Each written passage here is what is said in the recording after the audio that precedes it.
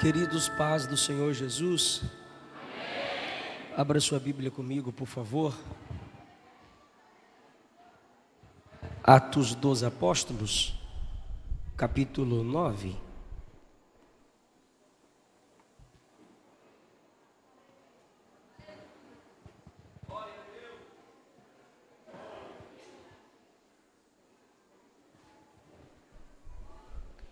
Atos dos Apóstolos, capítulo 9.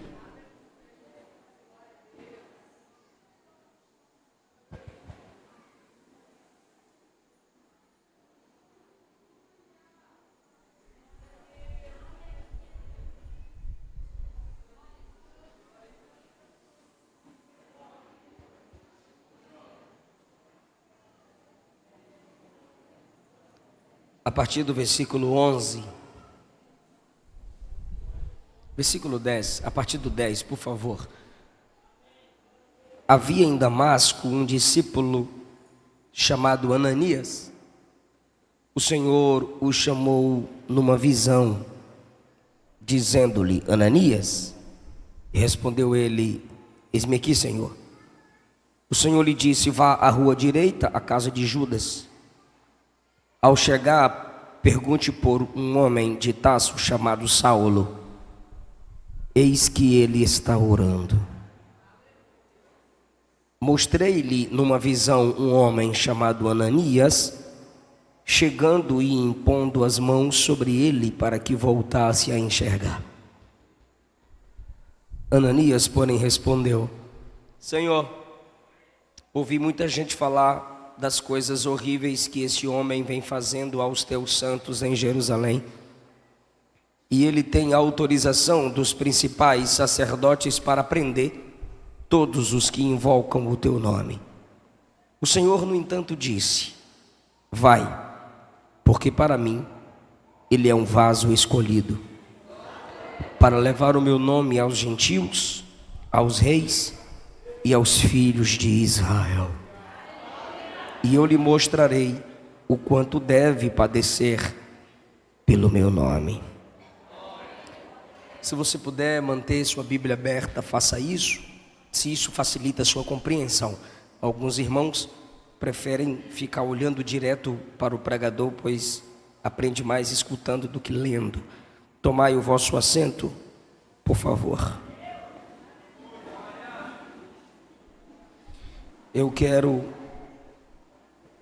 expressar a minha gratidão por estar com vocês pela primeira vez, para assim poder cultuar o precioso nome de Jesus. Em rápidas palavras, agradecer ao pastor, aos pastores, pastor Sandoval, ao pastor Gessé Dias. Pastor Gessé Dias, minha gratidão a Deus pela vossa vida, prazer revê-los, que o Espírito Santo continue conduzindo-os com muita graça e sabedoria. A todo o corpo de obreiros que neste campo e nesta igreja cooperam para o crescimento e desenvolvimento da obra do Senhor. Minha gratidão. Pastor Josué Moraes, a missionária Joselma, é um prazer também revê-los. Que Deus preserve a sua saúde, seu ministério e sua família, pastor. O Júnior, minha gratidão a Deus pelo vídeo do Júnior. Júnior!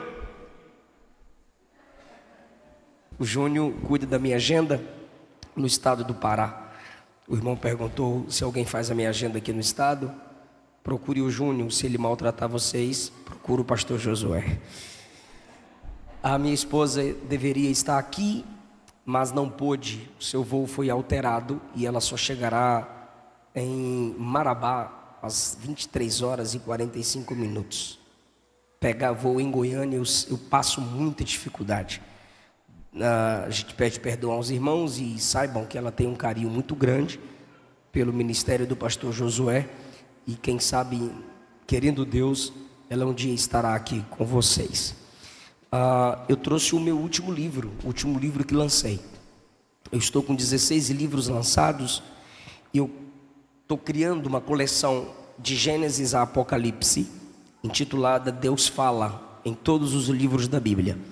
E eu trouxe o Deus Fala em Gênesis, É uma abordagem expositiva de cada capítulo.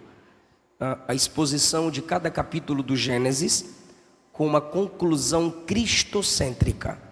Se você lê o Gênesis e fica apaixonado, num bom sentido, por Abraão, Isaac, Jacó, José, é porque você tem uma visão judaica da Bíblia. Você precisa aprender a ter uma visão cristocêntrica da Bíblia. E nesse livro eu me esforço para isso, para que você ultrapasse o túnel do tempo e interprete o Antigo Testamento a partir da visão de Cristo e seus apóstolos. É assim que o cristão lê a Bíblia. Eu quero falar sobre 2 pontos importantes aos irmãos. O primeiro é para fora da igreja. O segundo é para dentro da igreja. Para fora da igreja é que alguns estão querendo usar Gênesis para dizer que o Gênesis é um mito. Alguns teólogos da igreja católica até já desvalorizaram o livro de Gênesis a partir do capítulo 1 a 3, dizendo que aquilo é só história ou mito, nada foi verdadeiro. E essa discussão se nasce nas faculdades, porque eles pensam que Gênesis 1 foi escrito para provar como Deus fez o mundo. E Gênesis 1 não foi escrito para provar como Deus fez o mundo. Gênesis 1 é primariamente para dizer que foi Deus quem fez todas as coisas. O método pelo qual ele fez, os homens questionam, mas se a igreja conhece o poder desse Deus, ela não duvida, ela apenas crê. O segundo ponto que eu quero falar com vocês, que é para dentro da igreja agora, é se eu perguntar aos irmãos aqui, para que José foi levado ao Egito? A maioria responderá que foi para ele se tornar governador, foi para realizar um sonho, e não foi. José foi levado ao Egito justamente para preservar a família de onde nasceria o Salvador do mundo. Então, o livro de Gênesis é a semente de toda a Bíblia, irmãos. Se você quiser adquirir esse material, adquira, procure-nos depois da pregação. São sermões expositivos em cada capítulo, com a conclusão cristocêntrica, e um devocional depois de cada capítulo, para você aí construir uma vida de devocional ao acordar, ou quem sabe antes de dormir. Alguns gostam de estudar quando acorda. Eu não tenho paciência para isso. Eu gosto de estudar da tarde para a noite. Cada um tem seu modo, tem sua disponibilidade. O que importa é você não passar um dia sem meditar na palavra. Lutero disse: desconsidere o dia que você não meditar na palavra de Deus. Queridos, eu quero falar com vocês, subordinado ao tema,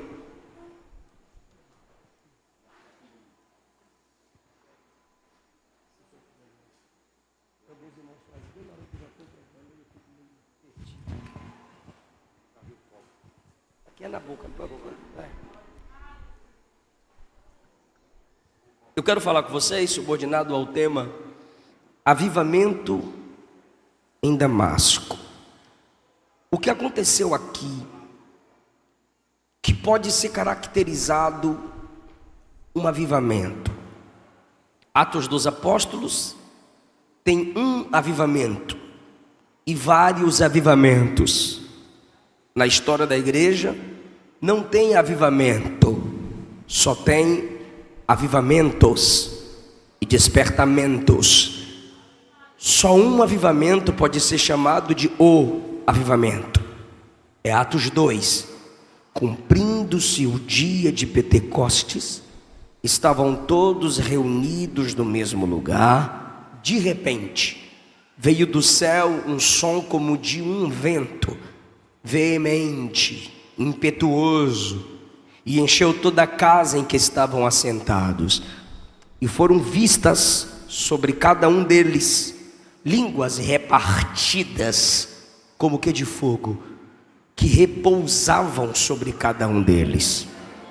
Todos foram cheios do Espírito Santo e começaram a falar em novas línguas conforme o Espírito lhes concedia que falassem. Aquele avivamento ali é avivamento. Por quê? Porque é a partir dele que vieram todos os outros. Se você estuda, ou já estudou, já leu sobre algum tipo de avivamento em algum local, em algum lugar, vocês sabem que os avivamentos passam.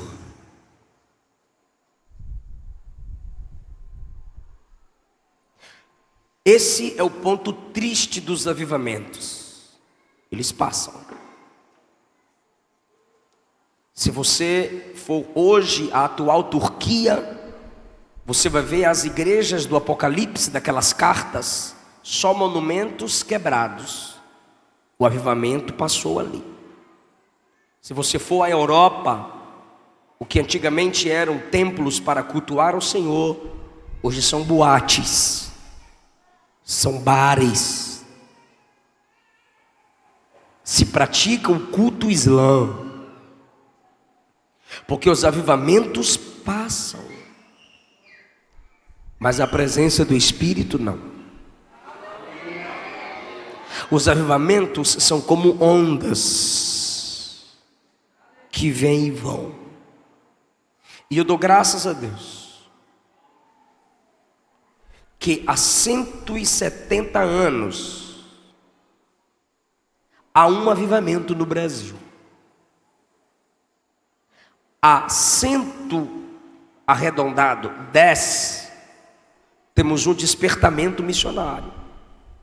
A gente não pode se ensoberbecer e dizer que o Brasil só recebeu o avivamento quando foram fundadas as Assembleias de Deus há 110 anos atrás.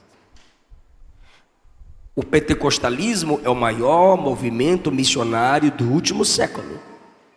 Mas antes de nós, a igreja reformada chegou aqui, evangelizando, colocando, apresentando Cristo como Senhor e Salvador.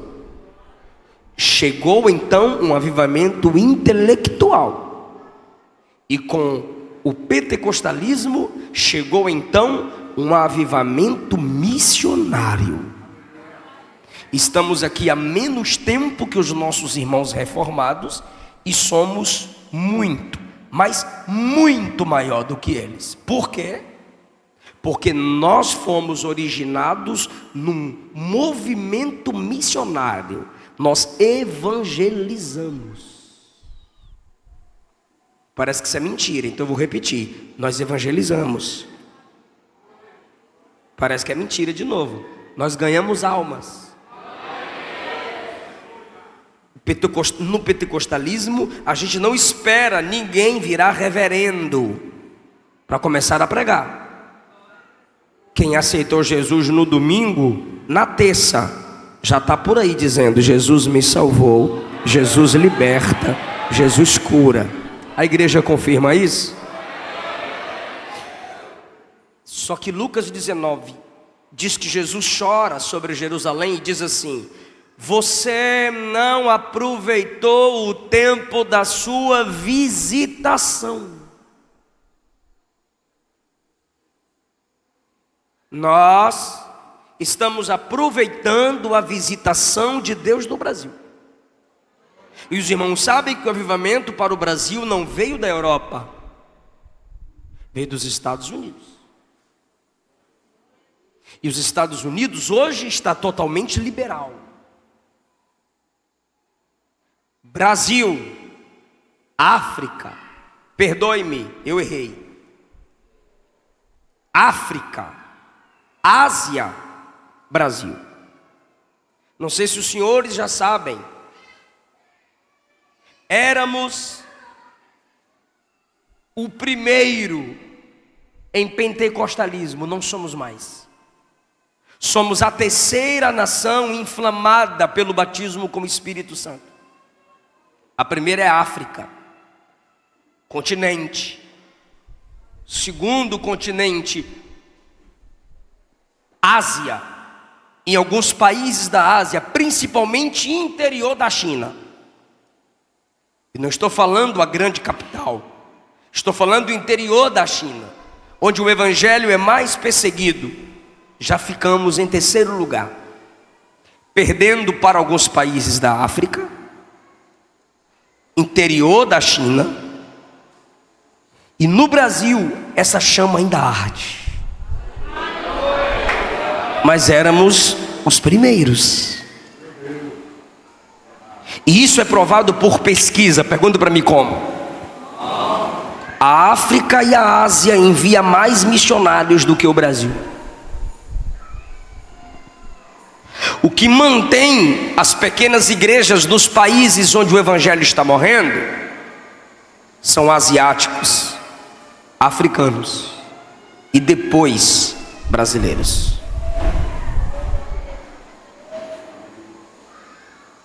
Nós precisamos, sim, como já foi dito aqui, de avivamentos diários. Existem jovens e adolescentes aqui que não sabem quem é Daniel Berg e Gunnar Vingre.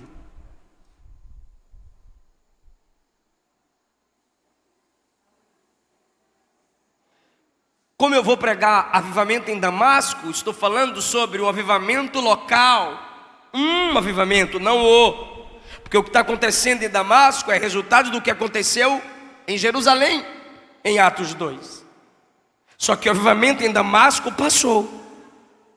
E pode passar em qualquer lugar. E eu ouso afirmar que está acontecendo um avivamento nesta vila. Belém do Pará, onde tudo começou no Brasil.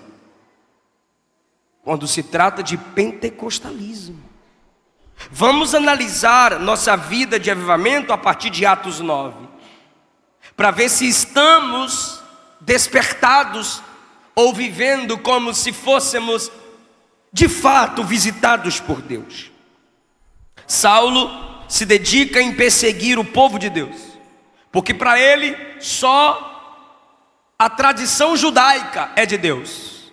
E em Cristo a tradição judaica se tornou insignificante. Não mais serve para aproximar ninguém do Pai. Mateus 3, João disse que o machado já estava posto à raiz.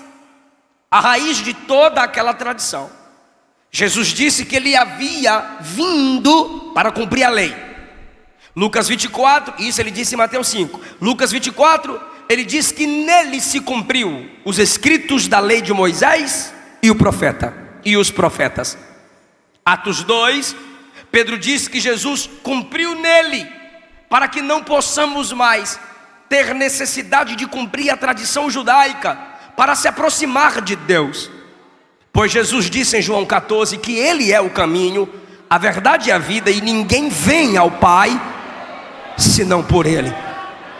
O escritor aos Hebreus deixa claro que é por causa de Jesus e não por causa do tabernáculo, nem do sacerdócio araônico, nem por causa do altar, nem por causa de sacrifícios que o homem se aproxima de Deus, mas é pela fé no sacrifício de Cristo na cruz do Calvário. Eu percebo que algumas igrejas, até pentecostais, para nossa vergonha, e quando estas intituladas pentecostais se comportam da maneira que vou dizer aqui, elas podem serem chamadas de neopentecostais. Ficam trazendo a tradição judaica para dentro da igreja. Está voltando, retrocedendo, enquanto Jesus nos manda avançar. Eles estão voltando para a antiga aliança. Mateus 26, Jesus disse que aquele era o sangue da nova aliança. Não estamos mais debaixo da aliança antiga. Por isso que eu disse a vocês que nesse livro eu escrevi que a gente precisa estudar o Antigo Testamento com os óculos do Novo. É o Novo Testamento que interpreta o Antigo Testamento. Jesus ressignificou todo o caminho de volta a Deus. E algumas igrejas têm pastor no púlpito com quipá, pastor no púlpito vestido de sacerdote do templo de Salomão.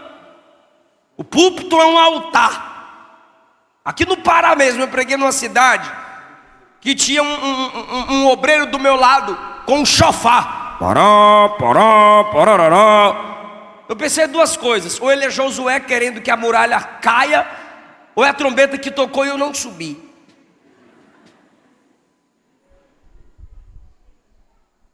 Igrejas que montam um tabernáculo dentro dela. Igrejas que consultam Urim Tumim. Igrejas que fazem as festas dos tabernáculos. Comemoram as festas de Levítico, meu Deus do céu. Tudo aquilo apontava para Jesus.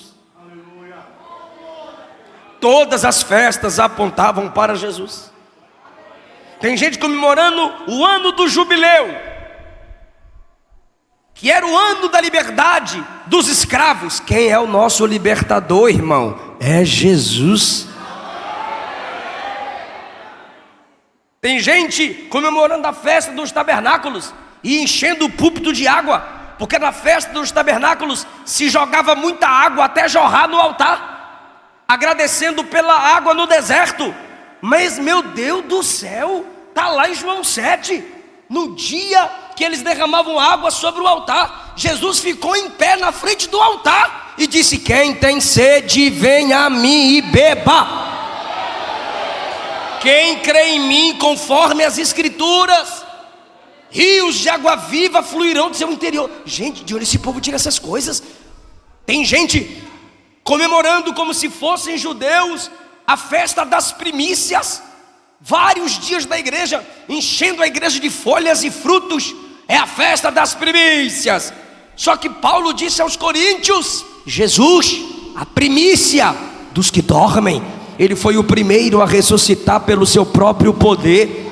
Ou seja, Jesus já cumpriu.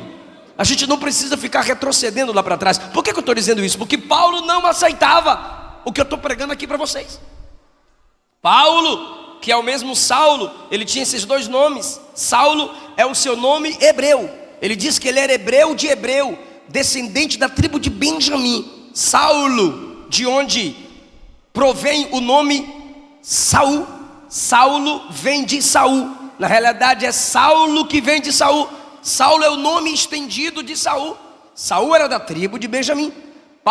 Saulo, da tribo de Benjamim. Saulo é o nome hebreu. Paulo é o nome romano. Ele tinha cidadania romana. Se sua família, alguém de sua família lutasse no exército romano, essa família ganhava o direito à cidadania romana. E um dos benefícios da cidadania romana está em Atos 16, quando Paulo é chicoteado, e a gente para com Paulo cantando na prisão. E aí, depois que Paulo canta na prisão, o que acontece? Aí você diz: a porta se abre. Aí eu pergunto de novo: e aí, depois que a porta se abre? Aí você diz: o carcereiro foi salvo. Tá, o carcereiro foi salvo, e aí? E aí que Paulo foi embora. Mandaram Paulo ir embora. Ele disse: vou não, eu sou cidadão romano, e cidadão romano não pode ser chicoteado no meio da rua. Traga o capitão e o comandante aqui na casa do carcereiro, com todo o pelotão romano, para me acompanhar com honra, eu e Silas, até a saída da cidade. Paulo saiu acompanhado pelo exército como se fosse o centurião romano, meu irmão, e tiveram que pedir desculpa por causa do nome Paulo. Por isso que depois de Atos 13 é que ele é chamado de Paulo, porque ele teve privilégios pela cidadania romana. Isso é bom para crente que pensa: para fazer a obra não preciso de nada da terra, é só do sal, meu negócio é joelho no chão. Não, não e não. Ele aproveitou os privilégios do conhecimento que tinha, do estudo que tinha, da influência que tinha, do poliglota que ele era, e isso fez com que ele avançasse na obra missionária. E foi através do evangelho na Europa, que chegou nos Estados Unidos, que chegou no Brasil, porque um homem extremamente preparado foi levantado por Deus. Esse homem quer que apenas a tradição judaica apresente Deus ao mundo, mas o pai decidiu que era através do filho que o evangelho seria apresentado ao mundo. Em Damasco tem uma igreja que serve a Jesus, mas olhe para mim por favor, como os primeiros cristãos eram judeus, eles, judeus de nascimento, tá gente? Eles vinham à sinagoga para ouvir a leitura da Bíblia, porque a Bíblia não tinha a Bíblia completa como nós temos. Então na sinagoga tinha a leitura dos profetas, e eles iam todos sábado à sinagoga. Para quê, pastor? Só para ouvir, sentadinhos, caladinhos, mulheres do lado de fora, crianças do lado de fora, gentios do lado de fora, homens do lado de dentro, fazendo a leitura do livro do Senhor. Olha o privilégio e o valor que os crentes davam a essa ação de leitura da palavra de Deus. Saulo sabe que os crentes estão na sinagoga em Damasco. O que ele faz? Ele vai na sinagoga de Jerusalém, onde ele está estudando para ser rabino, e ele vai ter que provar publicamente que ele está preparado para ser um rabino que defende a tradição judaica. Como? Prendendo quem não depende da tradição judaica, prendendo quem não crer na tradição judaica para salvação. Então ele vai em Jerusalém e diz: sacerdotes, me dê a carta para eu chegar no príncipe da sinagoga de Damasco, falar para ele: eu vim aqui prender os crentes que estão na sinagoga. O príncipe da sinagoga de Damasco olharia para Saulo e diria: quem te autorizou? Aí ele mostraria a carta. Então ele vai na sinagoga sede e diz: me dá a carta para eu entregar para o chefe lá de Damasco. Ele chegaria, que não deu conta, chegaria em Damasco e apresentaria a carta do chefe lá da sinagoga de Jerusalém para o chefe de Damasco. E esse chefe, lendo a carta, diria: você tem livre acesso, pode prender os crentes, maltratar os crentes. Está escrito no versículo 1: Saulo, respirando ameaça e morte contra os discípulos do Senhor. Ameaça e morte. Era uma respiração, era uma ânsia. Ele acordava dizendo: vou prender e matar os crentes. Ele dormia dizendo: amanhã eu vou prender e matar os crentes. Paulo disse que ele forçava os crentes a negar Jesus. Atos 8 diz que ele entrava nas casas e arrastava homens e mulheres e os levava presos a Jerusalém. Esse é o primeiro ponto da minha mensagem: avivamento e perseguição. Atos 9 está dizendo que quando se tem um avivamento em Damasco, a igreja está sendo perseguida. E ele sabe onde a igreja se reúne: em Damasco. Ele sabe o endereço da igreja: em Damasco. Mas Jesus também sabe como achá-lo. Ele chama seus homens e diz: vamos prender esses crentes mais uma vez, porque eles não param de crescer. Irmão. É assustador que onde a igreja é perseguida, é ali onde ela é mais avivada. Eu não estou de modo nenhum desejando perseguição para nós aqui no Brasil. Eu só estou dizendo que há um mistério por trás disso. Mistério que às vezes eu me pego refletindo. Onde a igreja é perseguida, os crentes se unem mais. Onde a igreja é perseguida, os ímpios veem os crentes morrendo sem negar o nome de Jesus, e eles acabam se entregando dizendo: ninguém pode morrer por uma mentira. Então, onde não há perseguição, muitos crentes são relaxados. Se você dá uma pesquisada até hoje, eu já disse a vocês na introdução da mensagem, onde a igreja é mais perseguida, está havendo mais avivamento, está havendo mais milagre. Está acontecendo um avivamento em Damasco. As pessoas estão abandonando a tradição judaica para seguir o caminho de Jesus. E o que vai acontecer? Perseguição. Versículo 2, ele pega as cartas para entrar na sinagoga de Damasco e prender os crentes. E a Bíblia diz que ele queria prender homens e mulheres, os líderes das famílias.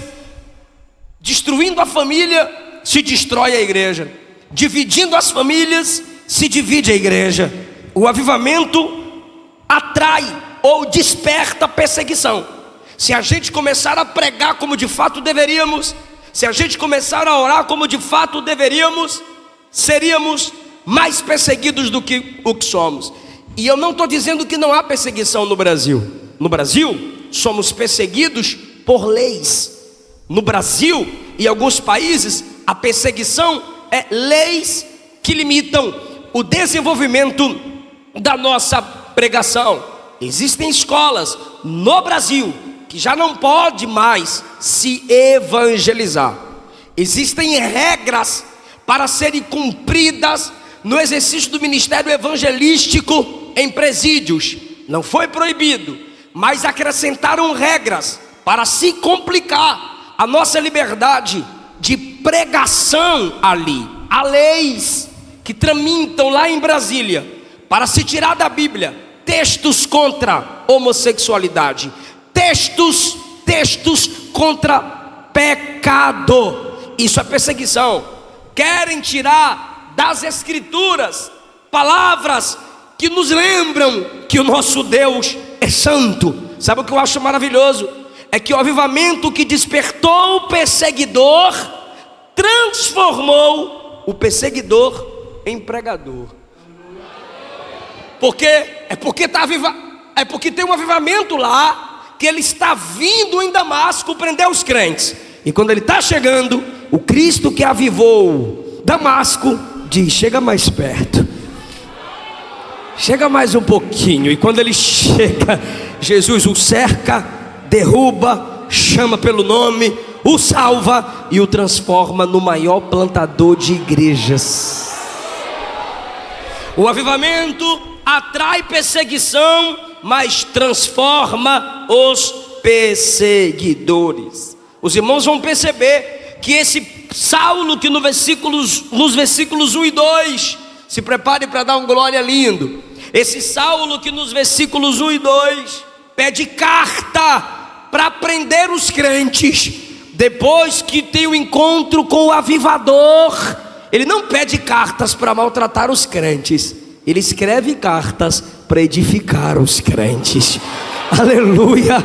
Ele não mais destrói, fisicamente falando, as igrejas. Ele escreve cartas para consolar a igreja em Corinto, a igreja em Éfeso, a igreja na Galácia, a igreja em Filipos, a igreja em Tessalônica. Irmão, tem gente que tem ódio da igreja, e a gente faz o que por essas pessoas? Odeia também. Mas olha o que Jesus faz. O versículo 1 diz que Saulo tem ódio da igreja, e Jesus vai lá nele e o salva.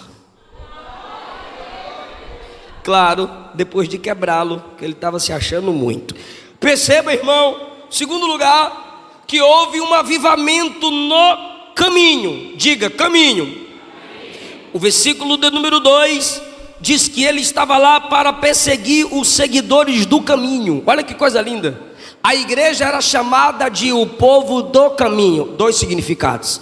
A igreja era chamada no versículo 2 de o povo do caminho, por duas razões. A primeira razão é porque eles seguiam aquele que disse: eu sou o caminho. A segunda razão é porque eles eram o povo que caminhavam evangelizando. A igreja em Damasco era o povo do caminho, porque estavam sempre em trânsito, aproveitando a Pax Romana. A Pax Romana eram navios com a polícia romana, protegendo os mares dos piratas. Os crentes aproveitaram a Pax Romana e as estradas que os romanos fizeram, que até hoje tem muitas delas na Europa.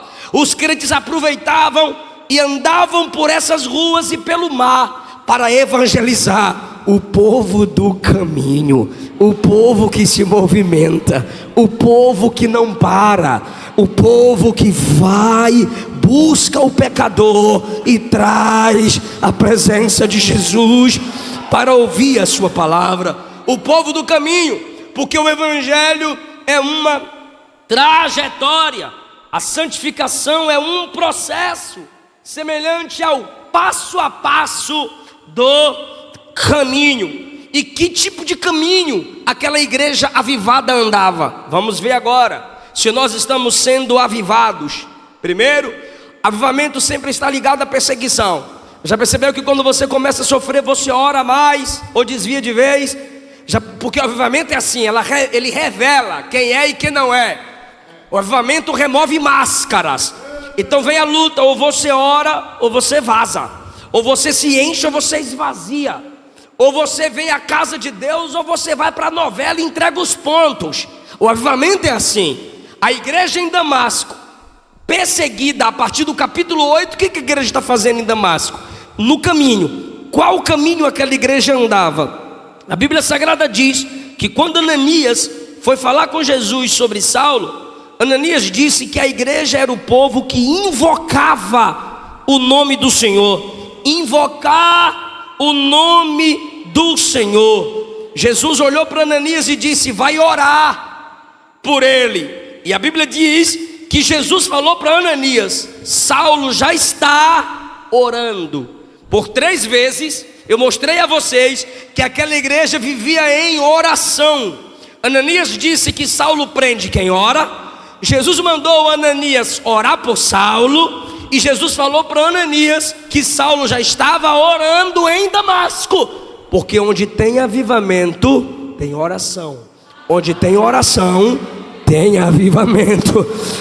Primeira coisa que está conectada ao avivamento: perseguição. Segunda coisa que está conectada ao avivamento: a oração. Aquela igreja andava no caminho da oração. Jeremias 33:3 a gente conhece: clama a mim.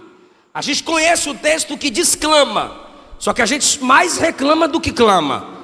Clama a mim e eu vou te responder. Eu vou te anunciar coisas grandes e ocultas ou firmes que você ainda não sabe. Mateus 21:22, Jesus disse: tudo que pedires em oração, crendo, recebereis. O M. Baldes escreveu: quando você trabalha, mas quando você ora, Jesus trabalha por você. Aleluia. Spurgeon disse que o diabo não teme nossa homilética, nem exegese, nem a nossa capacidade intelectual, mas ele treme se o crente mais simples da igreja anda de joelhos na presença de Jesus. Aquela igreja andava no caminho da oração. Percebamos, irmãos, que grandes homens que fizeram a diferença na história não desprezaram o ato da oração. John Bunyan, ele escreveu: eu posso fazer mais que orar depois de ter orado, mas eu não posso fazer mais que orar até que tenha orado. Van Staden escreveu: quando agimos, colhemos o fruto do nosso trabalho, mas quando oramos, colhemos o fruto do trabalho de Deus. Queridos, volte a orar. Jesus está falando a esta igreja: quer viver um avivamento? Não existe avivamento sem oração. Moça, moço de Deus, quer vencer o pecado, quer vencer o desejo pelas coisas carnais e caídas desse mundo? Só através da oração. A oração é a única ponte que conecta a sua fraqueza ao poder de Deus. A oração é a única ponte que conecta a sua necessidade à providência divina. Alguém está entendendo essa palavra? Pode adorar o precioso nome de Jesus. Primeiro ponto: avivamento e perseguição. Segundo ponto: avivamento e oração. Terceiro ponto: avivamento e discipulado. O texto diz no versículo 1 que Saulo ansiava prender e matar os discípulos. Me ajude. Ansiava prender e matar quem? Discípulos. Quando Jesus apareceu em visão a Ananias, no versículo 10, a Bíblia diz que Ananias é chamado de... Versículo 10 diz que Ananias é chamado de discípulo. Ou seja, para nós, discípulos eram só aqueles que andaram com Jesus durante 3 anos. Você chega em Atos 9, muito depois de Atos 2, 3, 4, 5, 6, 7, 8, e a igreja continua sendo chamada de... Fala discípulo, meu Deus. Muito depois de Atos 2, 3, 4, 5, 6, 7, 8, a igreja continua sendo chamada de... Atos 2 teve quase 3.000 almas. Atos 3 teve o coxo andando, Pedro virou corajoso pregando. Atos 4 a casa tremeu, se encheram do Espírito. Atos 5 Ananias e Safira morrem, o Espírito faz o avivamento, ainda tira Pedro e João da igreja, da prisão para ir para a igreja, perdão. Atos 6 e 7 o ministério de Estevão, aquela morte do mártir vendo a glória de Deus. Atos 8 avivamento em Samaria. Samaria e Antioquia. Quando você chega em Atos 9, a igreja havia crescido tanto, mas mesmo assim, a igreja havia tido tantas experiências, mas mesmo assim, a igreja já tem tantos mestres: Pedro, Tiago, Filipe, João, Estevão, já tem alto nível de respeitabilidade, mas a igreja continua sendo chamada de... Sabe por quê, irmão? Porque discípulo significa aprendiz. Quem deixa de aprender, deixa de crescer. Quem deixa de abrir as escrituras e aprender com o evangelho, não está vivendo no caminho do discipulado. Nós estamos na congregação para ensinarmos uns aos outros. Paulo está indo prender, perseguir os discípulos. E agora, que coisa linda, quando ele vai prender os discípulos, o Senhor dos discípulos aparece a ele no caminho, o derruba, o deixa cego, e ele vai carregado pelos amigos até a casa de um homem chamado Judas. Quando ele está nessa casa, quem Jesus manda ir orar por ele, para que ele recuperasse a visão? O discípulo. Aquele que Saulo iria prender é trazido por Jesus, estende a mão por ele, e ele agora é curado. Igreja, se nós não abrirmos a Bíblia, Deus não abrirá os céus. Se você não valoriza o estudo da palavra, dificilmente você poderá dizer que conhece Deus. Paulo, no versículo 19, diz assim, capítulo 9, versículo 19, sobre a sua experiência com Deus, diz: e tendo alimentado, ficou fortalecido, e ficou ali com os discípulos. Aqueles que ele foi prender, primeiro, orou por ele. Segundo, deu comida para ele. A igreja ensina pregando, a igreja ensina amando. Irmãos, onde há avivamento, também há discipulado. Nós precisamos voltar a valorizar a escola bíblica dominical. Eu fui teologicamente formado na minha infância na escola bíblica dominical. Até hoje eu tenho muitas e muitas revistas da escola dominical. E hoje eu vejo crente que quer pregar, quer ensinar seus filhos, quer ensinar o lar, quer pregar na rua, quer evangelizar, reclama do preço de uma revista da escola dominical. Mas a sua pizza não é cara, o seu aplicativo que alimenta seu vício não é caro, a sua TV da sala da TV, aquele pacote top lá que tu ama, não é cara. Mas a revista da escola dominical que vai te dar um conhecimento, para você é caro. Sabe por quê? Às vezes você se comporta como Judas. O perfume vale 300 e Jesus vale 30. Aquilo que você come passa no máximo 6 dias dentro de você. Aquilo que você aprende e alimenta a mente fica para a vida toda. Voltemos a sermos discípulos. Olhe para a sequência dos dons. Nós que somos pentecostais amamos os textos dos dons. 1 Coríntios capítulo 12 versículo 6. Há diversidade de operações, mas é Deus que opera tudo em todos. A manifestação do Espírito, versículo 7, é dada a cada um para o que for útil. Agora olha o versículo 8. Olhe para mim por favor.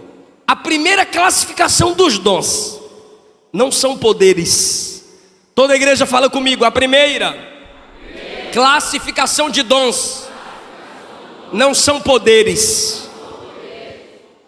Diga, são dons de elocução, intelectualidade. Vou mostrar para vocês, 1 Coríntios 12, 8. A um pelo Espírito é dada a palavra da sabedoria, a outro pelo mesmo Espírito a palavra do conhecimento. Eu quero falar agora sobre Jesus.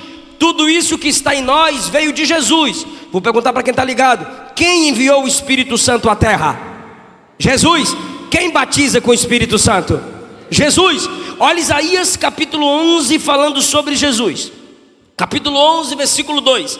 O Espírito do Senhor estará sobre ele. Aí você pergunta ao profeta: de qual modo o Espírito estará sobre ele, Isaías? E ele diz no 2: o Espírito de sabedoria, o Espírito de discernimento, o Espírito de conselho, o Espírito de conhecimento. Olha os últimos: poder e temor. Veja os dons de elocução, conhecimento e sabedoria. Estará sobre ele sabedoria. 1, discernimento. 2, conselho. 3, conhecimento. 4, são 6. 4 é de intelectualidade e elocução. É você abrir a Bíblia para meditar e dizer: abre a minha mente, Jesus. É você abrir o texto e dizer: me dá luz na palavra, Jesus. É você estar ouvindo a palavra e dizer: me alimenta, Jesus. É você levantar a mão e dizer: abre a porta da palavra para mim. Alguém está entendendo essa palavra aqui, irmão? A igreja ainda é feita de discípulos e tem uma promessa. É juízo, mas eu pego como promessa também. Haverá um tempo em que enviarei sobre a terra fome. Fome não de pão, sede não de pão, mas da palavra. O texto está dizendo que seria escasso. Parece que já chegou esse tempo.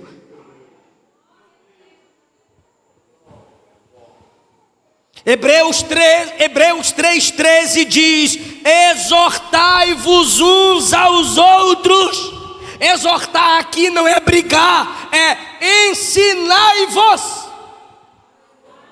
1 Coríntios 14 diz que na igreja tem mestres. Tito capítulo 2, Paulo disse que na igreja tem mestras. As irmãs mais velhas ensinando as mais novas. Em vez de ficarem nos seus grupinhos ou nas suas portas de fofoca, chamem as mais novas, abra a Bíblia e ensinem-as como se vestir, como orar, como tratar o marido, como respeitar os pais. As mestras servem para ensinar as mais novas. A gente precisa voltar a ensinar uns aos outros. Os irmãos estudam a semana inteira para dar aula na escola dominical. Quando procura os filhos dos crentes, está roncando em casa, porque ficou até 3 da manhã vendo o TikTok. E a mamãe dizendo que o filho é cheio de Deus. Não é. Eu lembro da minha mãe acordando a gente para ir para a escola dominical. Meu pai era mais para frente. A gente não queria acordar, ele botava água na vasilhinha e dizia: bora tomar café. E a gente acordava: ai pai, para. E ali já brincava, estressava, ia para o culto e olhava para trás. A minha mãe estava com cipó na mão. Não assusta não, Nutella. E a minha mãe fazia aquela filinha de 6 filhos. Para quê? Para beber água. Que horas antes do culto começar? Vai todo mundo no banheiro, para não ficar na hora da palavra, saindo toda hora. E ajudou, pastor. Hoje eu sou pastor, irmão.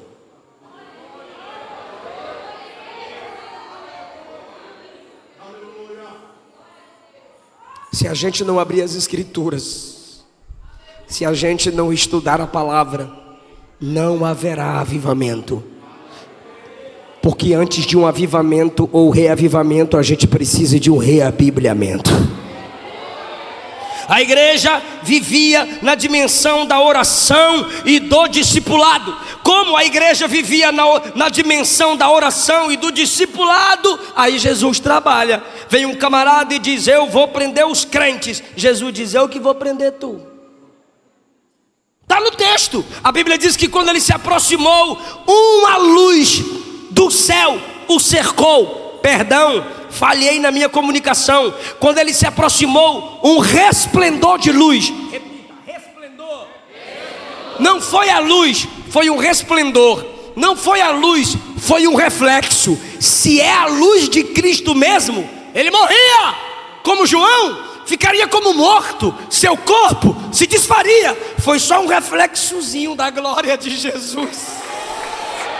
O reflexo da glória de Jesus fez com que ele caísse no chão. Eu vou repetir para os netcrentes que estão assistindo. Ele caiu, e quem derrubou? Fala o nome dele, quem derrubou? Porque Jesus derruba. Principalmente quem quer derrubar a igreja.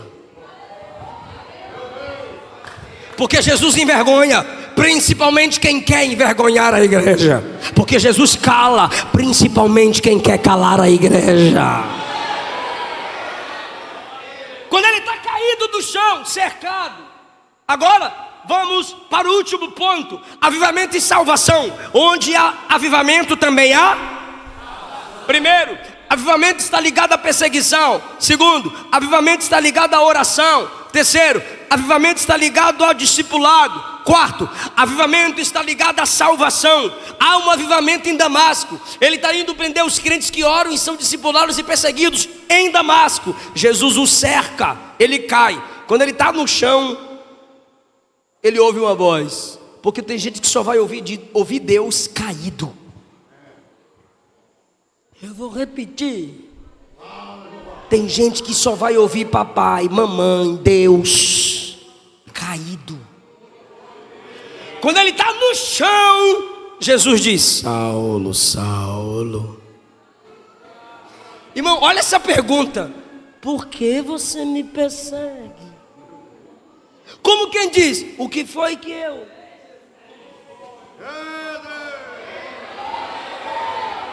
Agora imagina a mente dele. Ele estava perseguindo ele estava perseguindo os crentes. Ele estava perseguindo os crentes, os discípulos, a igreja. Bora lá, a igreja. Ele estava perseguindo quem? A igreja fugia. A igreja era presa. A igreja era assassinada. Aí agora, um resplendor de luz cerca. É tão forte o resplendor que ele cai, perdeu a visão. Aí ele ouviu uma voz: por que me persegue? A mente dele confunde. Eu não persigo uma pessoa, eu persigo um povo. E por que uma pessoa fala assim para ele: porque você me persegue? É porque Jesus estava dizendo a ele: quem toca na minha noiva, toca em mim. Eu sou o cabeça, você está perseguindo o meu corpo. Saulo, Saulo, por que me persegue? Primeira pergunta dele no versículo 5. Porque ele sabe que ele está perseguindo um povo. Aí ele pergunta no 5: quem é tu, Senhor? Aí Jesus se apresenta. Olha que bonitinho. Jesus se apresenta: eu sou Jesus, a quem tu persegue. Você está percebendo que Jesus está se apresentando? Quer saber quem sou eu? Quem é tu? O que te derrubou, o que te cegou. Fraquinho eu, né? Aí no chão, quando Jesus se apresenta, ele diz assim: o que o Senhor quer que eu faça? Ele sabia o que ele ia fazer. Eu vou perguntar só para quem está ligado. Ele sabe o que ele foi fazer em Damasco.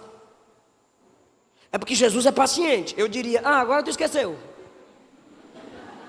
Deixa eu perguntar para vocês: o que ele foi fazer em Damasco? Opa! Ele sabia ou não sabia? Sabia. A agenda estava fechada ou não estava? Estava. Mas quando se encontra com Jesus, tem que desfazer da sua agenda, tem que desfazer dos seus planos. Não é mais você quem manda. O que o Senhor quer que eu faça? Eu vou falar e vou perguntar: Jesus cercou ele? Está escrito que cercou. Jesus cercou ele? Derrubou ele? Cegou ele? A pergunta final é agora: isso é humilhante? Sim ou não?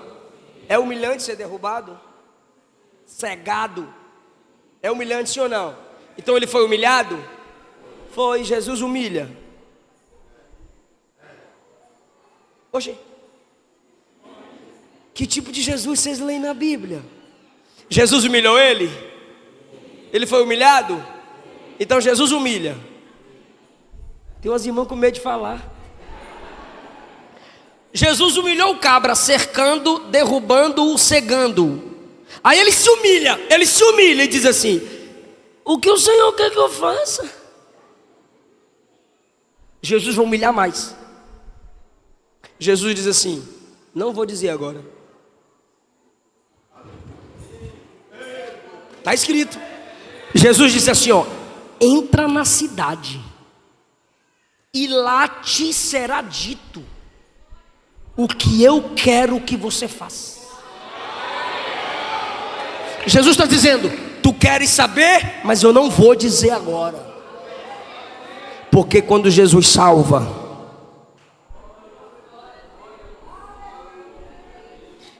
Ele marca você.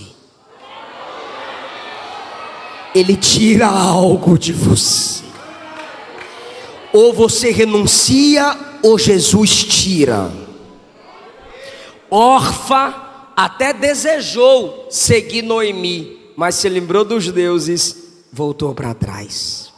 O jovem rico até gostou de ficar com Jesus, mas não quis abrir mão do amor ao dinheiro. Saulo, se Jesus não arranca, ele não abriria a mão. Então Jesus tira a liberdade, cercou. Jesus tira a estabilidade, derrubou. Jesus tira a visão, o cegou. Jesus tira o próprio senhorio. O que o Senhor quer que eu faça, eu não mando mais em mim. Você veio para entrar na cidade? Então entra. Só que você não vai entrar como pensava. Como que ele vai entrar na cidade agora? Cego. E diz o texto: carregado pelos que estavam com ele. O valentão. Seu Judas, deixa eu hospedar na sua casa, seu Judas. Pode entrar, seu Saulo, o que aconteceu? Depois eu falo. Como é que fala, irmão? Seu Saulo, o senhor quer uma aguinha? Seu Saulo, o senhor quer pão? Segundo dia: o senhor quer comer? Terceiro dia: o senhor quer beber ou comer algo? Estou em jejum. 3 dias em jejum. Quando Jesus salva, Ele te quebranta por dentro.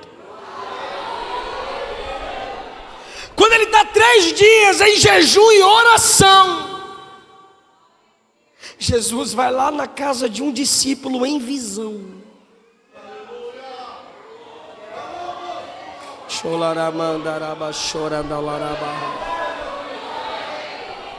Jesus vai na casa de um discípulo em visão e diz: Ananias.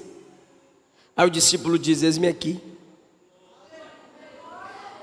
Aí Jesus diz: levanta, já estou de pé.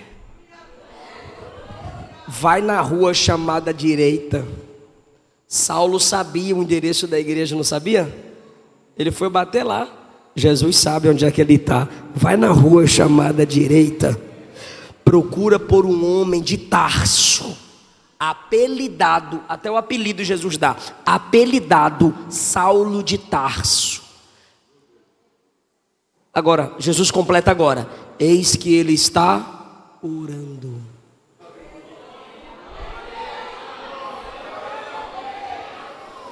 Se Jesus te salvou, você jejua e ora. Quando Jesus diz que ele está orando, mesmo assim, Ananias não se convence. Ananias diz assim: eu posso contar uma história para o senhor? Jesus diz: pode, como se eu não soubesse. Aí ele fala assim: esse homem é mau. Imagine Jesus dizendo: ó Senhor, ele prende os crentes, ele maltrata o teu povo em Jerusalém, e ele tem autorização. Lembra da carta que eu falei? Do versículo 1? Ele tem a carta para prender qualquer crente que invoca seu nome. Ele não presta, Senhor. Ananias está descendo a lenha. Quando Ananias acaba de falar mal de Saulo, Jesus diz: vai, porque para mim. Irmão, eu não sei se isso chama a sua atenção, mas chama a minha. Jesus poderia ter dito assim, ó, vai porque ele é. Mas Jesus não disse vai porque ele é um vaso escolhido. Jesus disse assim, ó, vai porque para mim. O que Jesus está dizendo é: não importa o que ele é para você, o que importa é o que ele é. Vai, porque para mim ele é um vaso escolhido para levar o meu nome diante. Ninguém teve essa capacidade que Jesus deu a Paulo. Ele vai levar meu nome diante dos reis, gentios, os que não são judeus, e para os filhos de Israel. Me mostra outro discípulo pregando para rei? Só Paulo. Pedro escolheu pregar para judeu. Paulo pregou para rei, para judeu e para gentio. Aí Jesus conclui: eu vou mostrar a ele o quanto deve padecer pelo meu nome. Jesus está dizendo que ele iria sofrer para manter o nome de Jesus limpo. Eu vou repetir para essa igreja avivada. Jesus está dizendo que Saulo vai sofrer para que o nome de Jesus não se suje. Você tem coragem de levantar a mão e dizer algo comigo? Diga: Jesus, aviva-me a tal ponto que eu escolha que sofra eu, mas não o teu nome.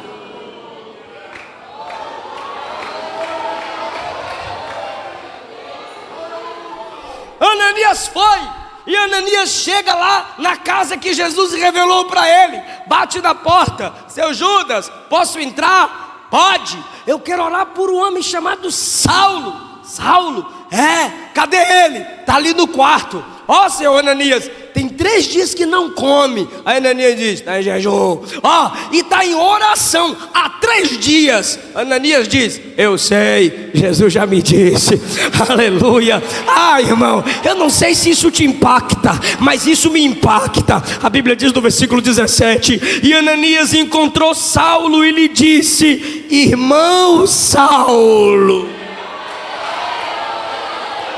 o mesmo Senhor que te apareceu no caminho, lembra dele? Lembro, me apareceu também e me mandou aqui para orar por você, para que você retorne a ver e seja cheio do Espírito Santo.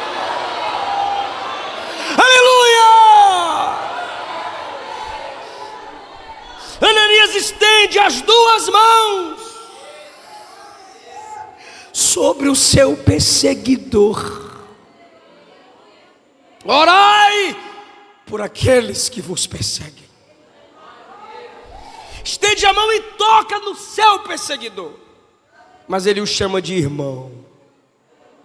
Porque se Jesus te salvar, você se torna meu irmão. Ficou bonitinho, não ficou?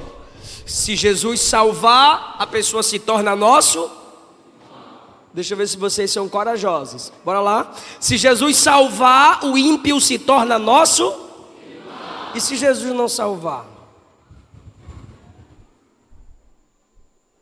Não é irmão. Irmão Saulo, o Senhor que te apareceu no caminho, agora você é meu irmão em Cristo. Me mandou orar por você. Ministério da intercessão. Irmão Saulo, você prenderia minhas mãos. Isso aqui já é pensamento meu. As mãos que seriam presas por Paulo, agora são estendidas para orar por ele. As escamas dos olhos caíram. E ele viu Ananias fisicamente. Por que eu digo fisicamente? Porque ele já tinha visto Ananias em visão. Imagina ele abrindo os olhos e diz assim: eu já tinha te visto. Aí Ananias diz: mas como? Aí Paulo diria: Jesus me mostrou você. Você consegue entender os mistérios? Se é mistério, porque não dá para entender. Mas você consegue pelo menos ser impactado por isso? Jesus tirou dele a visão física e deu para ele visão espiritual. Ele já te viu orar por ele, Ananias. Eu encerro essa mensagem dizendo a esta igreja: se a gente quiser viver um avivamento, não vamos temer as perseguições. Vamos levar uma vida de discipulado. Vamos levar uma vida de oração. E vamos orar para Jesus salvar almas. Porque Jesus estabeleceu essa igreja para tirar vidas do caminho do inferno e colocar no caminho das salvas. Se você se despertar com essa palavra hoje, você não imagina o que Jesus fará através da sua igreja, do seu departamento. Tu não imaginas o que Jesus é capaz de fazer na sua rua. Se você, igreja, a partir de hoje, se entregar à oração, ao discipulado e à evangelização das almas. Fica em pé dando glória ao nome de Jesus.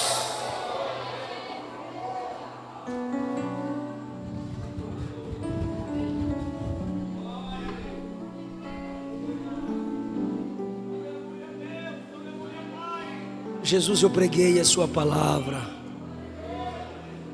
O avivamento em Damasco se deu numa igreja que orava, numa igreja que tinha discipulado, um ajudando o outro a crescer na sua presença, numa igreja que não temia as dificuldades, numa igreja que aprendeu a perdoar.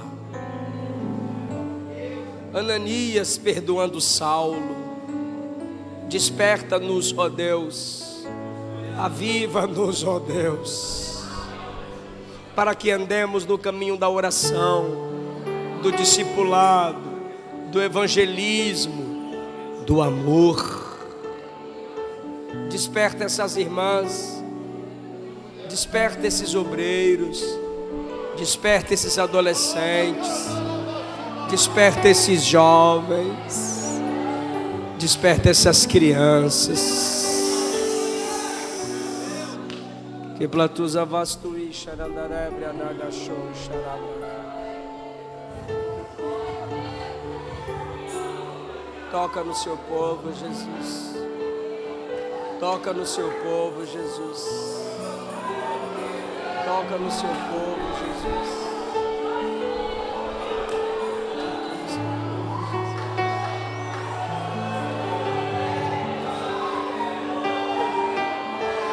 A unção que Jesus está derramando aqui está abrindo a sua mente para você discipular um ao outro. A unção que Jesus está derramando aqui está te despertando para orar. A unção que Jesus está derramando aqui está te dando coragem. A unção que Jesus está derramando aqui vai te ajudar a perdoar. Perdoar.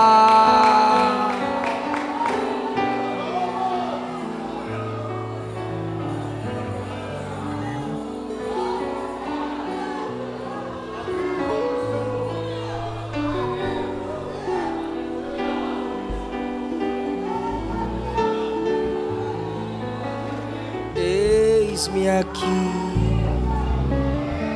estou disponível. Só a igreja.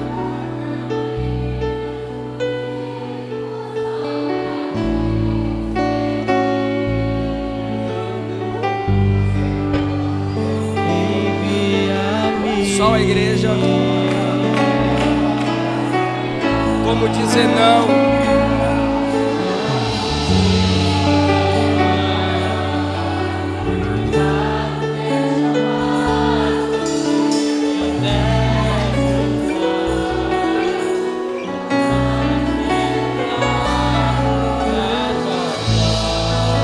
Feche os olhos e cante isso se você sabe.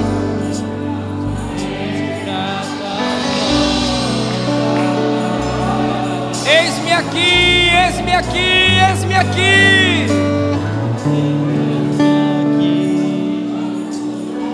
Estou disponível, então.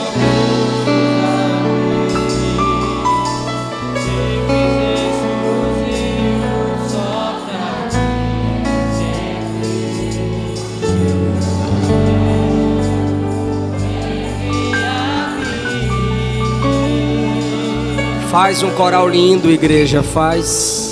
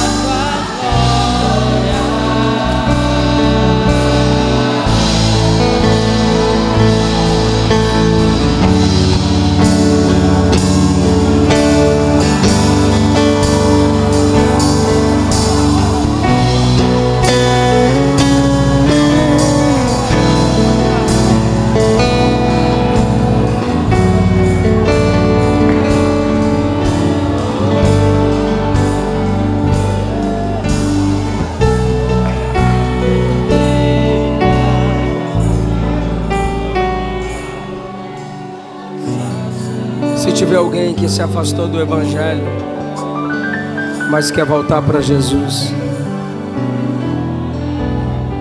deixa a gente orar por você. Você que se afastou do Evangelho, mas quer voltar para Jesus. Ou você que nunca entregou sua vida para Jesus, mas hoje você está com a vontade de ser crente.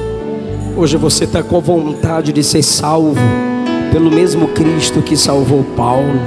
Eu quero orar por você. A igreja quer orar por você. A igreja avivada clama por salvação. A igreja avivada quer ver Jesus salvando Saulo. A igreja avivada ora para Jesus abrir os olhos do Saulo. Vem, rapaz, vem para Jesus. Vem, moça, vem para Jesus. Vem, casal. Vem, família. Papai te ama. Papai te chama.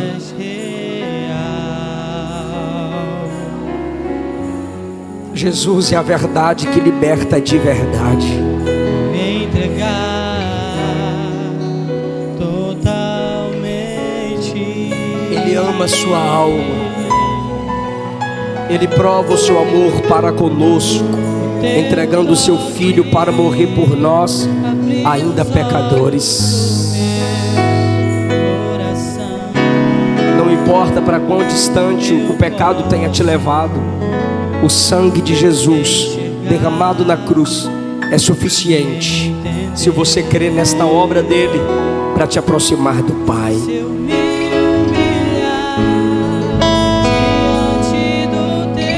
A primeira pessoa que vai entregar sua vida para Jesus, saia do seu lugar ou levante a sua mão onde você estiver e a gente ora por você. Se você quer entregar sua vida para Jesus, se você quer perdão para os seus pecados, transformação para o seu caráter, o Cristo que mudou a vida de Paulo pode mudar a sua vida e te fazer uma bênção para a igreja do Senhor na terra. Temos alguém que queira isso para a sua vida hoje? Você já chamou, irmão? Olhou para alguém que esteja do seu lado? Se essa pessoa é afastada do Evangelho ou ainda não entregou a vida dela para Jesus, Você pode convidá-la, você pode convidá-lo. Saber se essa pessoa quer hoje receber Cristo como seu único Senhor e Salvador. Se não temos, eu agradeço esta rica oportunidade e que o Espírito Santo continue despertando esta igreja cada vez mais. Deus abençoe cada um de vocês. Mas você não foi. Levanta a tua mão para o céu. Nós aprendemos no nosso fórum pentecostal. A igreja dos nossos dias, pastor Eliseu, precisa de luz na mente e fogo no coração, aleluia. É palavra, oração, é unção, aleluia. Levanta a tua mão, porque Deus está trazendo um grande avivamento para a região do Baixo Tocantins, Tucuruí, Rio Branco, Goianésia e região estão sendo impactadas pela glória de Deus, pelo fogo do Espírito Santo. Levanta, levanta, vai. Quem tem glória da glória, quem tem aleluia da aleluia, quem deseja o avivamento, pega, fogo no coração, luz na mente, fogo no coração.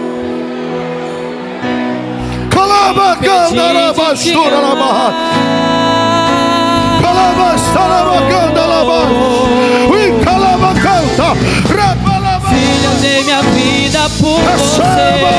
E eu não te fiz para viver assim tão intelectual. Agora, meu filho, eu inspirei o compositor. Aviva Deus, aviva a tua obra, aviva a luz, aviva a luz, aviva a luz. Aleluia. Em nome de Jesus, eu quero chamar aqui, pastor Eliseu, todos os jovens. Pela bondade de Deus, o Senhor é uma referência para muitos dos nossos jovens. Quem quer receber essa oração, vem aqui. Todos os jovens do Tucuruí, Goianésia, os jovens aqui do campo, rápido, aleluia. Nós vamos receber uma bênção através deste homem para as nossas vidas, porque Deus vai levantar Eliseus, Josué, Gessés, Silvinho, Fernando nesses últimos dias. Oh glória, todos os jovens, toda a mocidade, corre pra cá, vem pra cá, vem. Gosta mais, meu filho, gosta mais, vem. Todos os jovens, vem, desce, Moisés, vem. Vem os jovens, vem as crianças, jovens, vem pra dentro, vem. É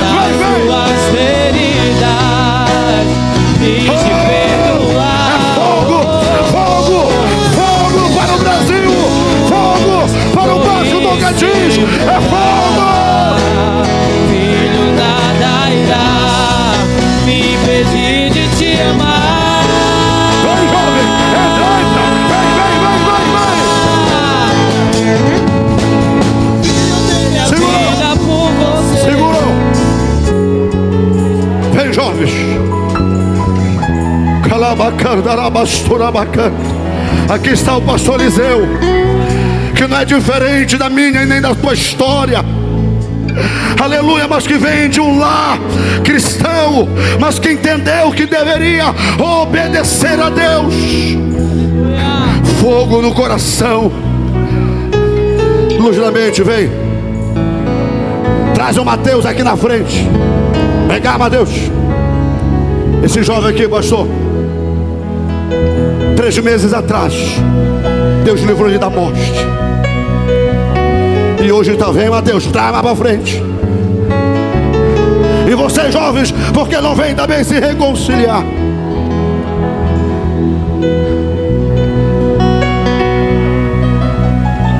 Ou vem. Ore por esses jovens, pastor. Ore por nós. Estenda as mãos, vocês que vieram à frente, estenda as mãos. Ah, Jesus.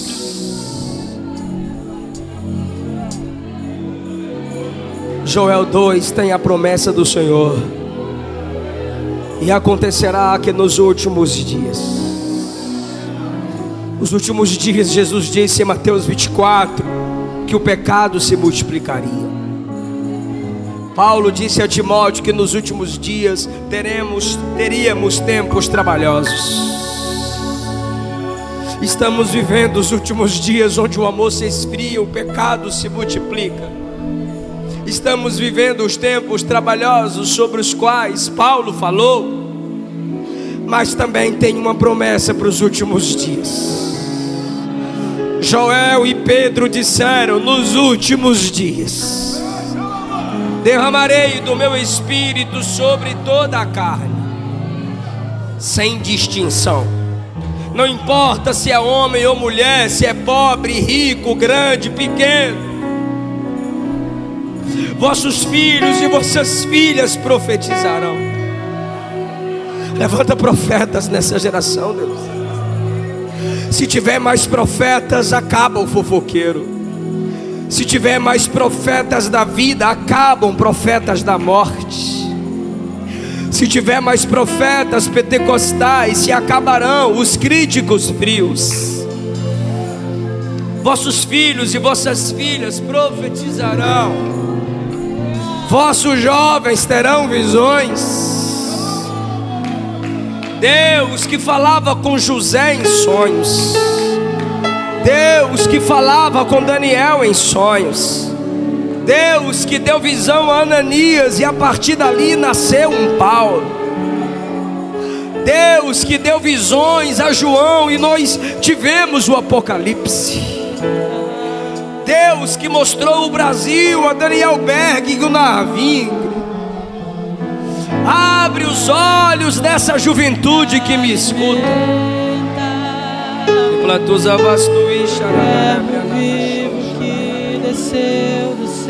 Abre os lábios travados pela timidez. Rompe, Jesus, essa barreira na fonte da mente. Aquele que beber da água que eu lhe der, essa água se fará nele uma fonte que jorra. Uma fonte que jorra.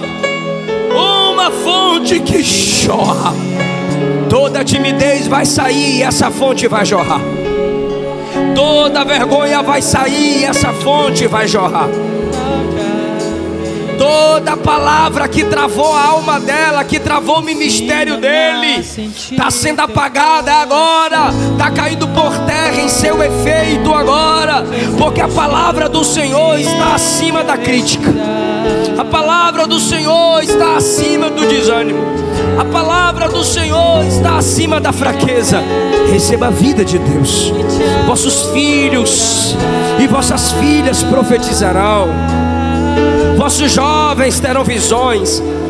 Enxergue agora os paralíticos andando pelo seu ministério. Enxergue agora vidas sendo curadas pelo seu ministério. Enxergue agora almas se rendendo aos pés de Jesus. Vista é função dos olhos, visão é função do coração, cheio dos sonhos de Deus, dos planos de Deus. Ressuscita, Jesus. Ressuscita, Jesus, o sonho de ganhar almas. Ressuscita, Jesus, o sonho de fazer a sua obra. Vossos velhos sonharão. Não importa o seu cansaço, não importa o seu desânimo, receba vida de Deus nessa noite. Receba vida de Deus essa noite. Seja curada agora dessa enfermidade. Seja curado agora dessa depressão. Seja curada agora dessa tristeza de alma. Receba a capacidade em Cristo para perdoar. Receba a força de Cristo para interceder. Você vai prosperar onde Deus te colocar. Você vai levantar vidas, porque Jesus te levantou para isso. Receba a vida de Deus no seu caráter. Receba a vida de Deus em sua mente. receba poder de Deus, para que almas sejam salvas, redimidas, transformadas pelo seu ministério. Sua fome é trocada depois de hoje. Uma nova fome está sendo colocada em seu interior nessa noite. Em nome de Jesus. Jovens, levanta a mão para o céu. Mateus, eu te reconcilio agora. Em nome do Pai, em nome do Filho, em nome do Espírito Santo, meu filho, seja reconciliado, perdoado e livre agora de toda maldição, de toda culpa, em nome de Jesus. Levanta a tua mão para o céu, jovem. Receba fogo no coração e luz na mente, e volta para o teu lugar, abençoado em nome de Jesus.